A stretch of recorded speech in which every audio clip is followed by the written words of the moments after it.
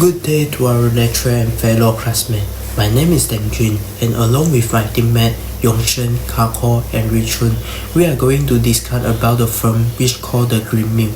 The movie The Green Mile is an adaptation of the American master of fiction Stephen King.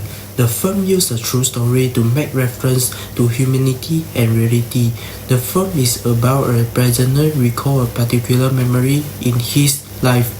Hence, in this presentation, our group will present the summary, arguments, review, and apply of the identity negotiation theory. In this slide, I will talk about the summary of the film. The South African mountain have a prison in 1935. The floor of the prison corridor is green, and at the end of the green corridor is the electric chair. Therefore, there is where the title The Green Mile came from. 7-foot tall black man John Jeffrey was convicted of raping and killing two young white girls. It was the worst era of racial discrimination in the United States, although he is not guilty. Hence, the police fought the evidence and give him a guilty verdict. John Percy is a new prisoner who is brought in by Percy McMore. One day, Percy went more persistent and unpleasant behavior toward the inmate and confront him. Thus, Paul hopes Percy can leave this job. Paul thinks that one of his promises to leave his job was to carry out the death penalty. Paul was decided to have Percy comment in the hope that he will finally be freed from custody soon after. One of the prisoners, Dale, is seated on the chair in front of the audience. While Percy starts the camera, due to the racial discrimination, Percy purposely does not wear the sponge he pays on Dale's head to punish Dale once again. Lastly, Paul pays help and Melinda advances with his life. Melinda wore the life of what the Morris have a brain tumor, but John used his ability to treat her and save her life. John also employs his power to release Melinda's disease into Percy's mind to avenge his crime. For the arguments part, the first argument is about image of John Coffey. When everyone in the movie first see John, they use words such as enormous, monstrous big, retarded, and imbecile to describe John. It has portrayed John as a simple-minded black man. And also, they use bad words to describe John, also shown their disrespect to black people. John had been accused of raping and killing two white children. This is the longest-lasting stereotype of black males, and it has been embedded in people's minds in past America. The second argument is the mongrel dog. John's defense attorney, Mr. Hammersmith, compared John to a mongrel dog that he read before when he talked to Paul. The mongrel dog had hurt Mr. Hammersmith's son. Mr. Hammersmith thinks that although John didn't have criminal tendency before, John will also like his dog to suddenly attack others and cause the crime to happen. He believed John felt guilty and sorry afterwards the case, but he had completely believed that John was the murderer of the case without any investigation. This situation has shown that Mr. Hammersmith looked down on John because he is the black people. This terrible prejudice caused unfairness to black people and caused tragedy happen. St. Christopher necklace is the third argument. This part has shown the tolerance and love of white people to black people. Mrs. Melinda, the wife of Cold Mountain Penitentiary warden, had an inoperable brain tumor which rapidly worsened her mental and physical health. John decided to help Mrs. Melinda with his superpower. When Mrs. Melinda first met John, she did not express any emotions of fear and hatred toward John, but she was concerned about why he had many scars and also who hurt him so badly. After John heals Melinda, she gave John the St. Christopher necklace that she always wearing. She hoped the necklace will keep John safe and good luck. The necklace is a sign of peace and love between white people and black people. It also showed that people of all races deserve respect and care. The last argument is the rejection of escape from prison.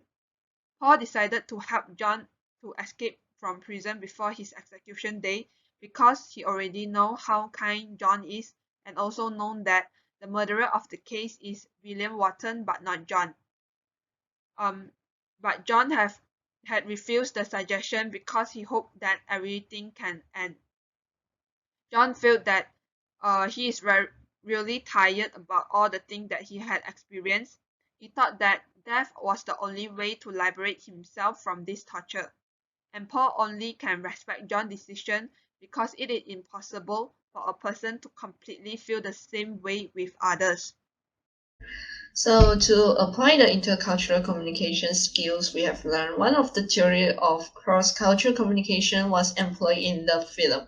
The theory named the identity negotiation theory means the process of communicating one's own desired identities when reinforcing or resisting others' identities as the core of intercultural communications.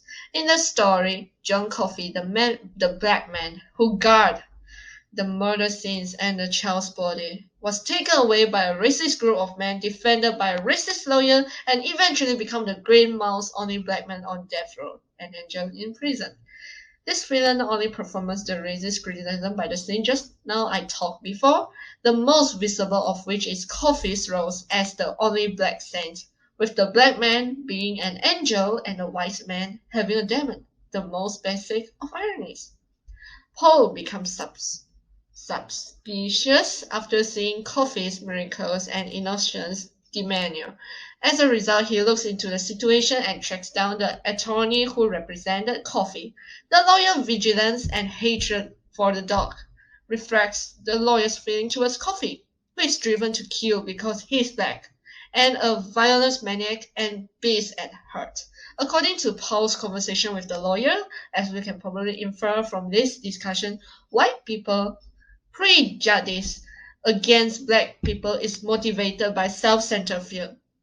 The white man is willing to cooperate, but only in the capacity of master and dog when the black man does not strike out or put out a fight.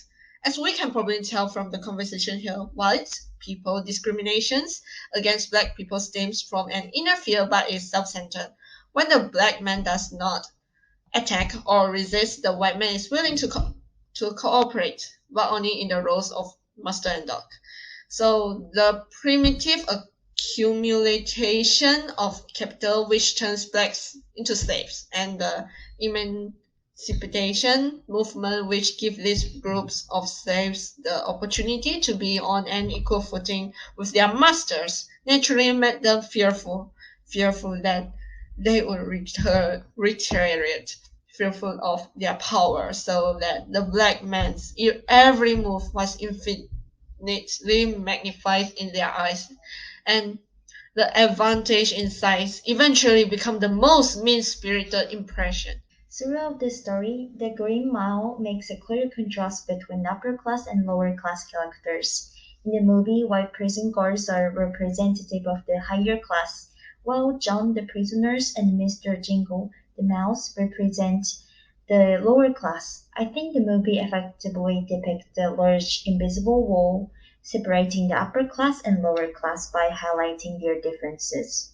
Although no one actually saw John committing the rape and murder, he was charged with the crimes and sentenced to death without any justifications. This is because there used to be a strong prejudices against black people. One of them was that black people are naturally evil and do horrifying things. But not everyone is fixed-minded and sticks to these stereotypes. The main character's Paul actually overcomes the strong misconception that everyone has for John. From the moment he first met John, he was somehow sure of his innocence, and he was actually true. John was actually innocent. Although racism and hierarchy are the story's key themes, I think this story is not all about the negative aspect of human nature, because the story also includes a special, pure, and heartwarming relationship between John and Paul. The movie taught me how crucial it is to remember that everyone from the same community isn't necessarily the same. Some people could be really bad, like the group of white people who assume John is the murderer right away, but others could be really good, like Paul, who is also white but believed John's innocence and tried to save him. I think in order to create a world with no prejudice and inequality, we must look at people on the inside rather than just the things that are obvious from the outside. To sum up, for arguments and one intercultural communication theory, the identity negotiation theory was discussed in the presentation.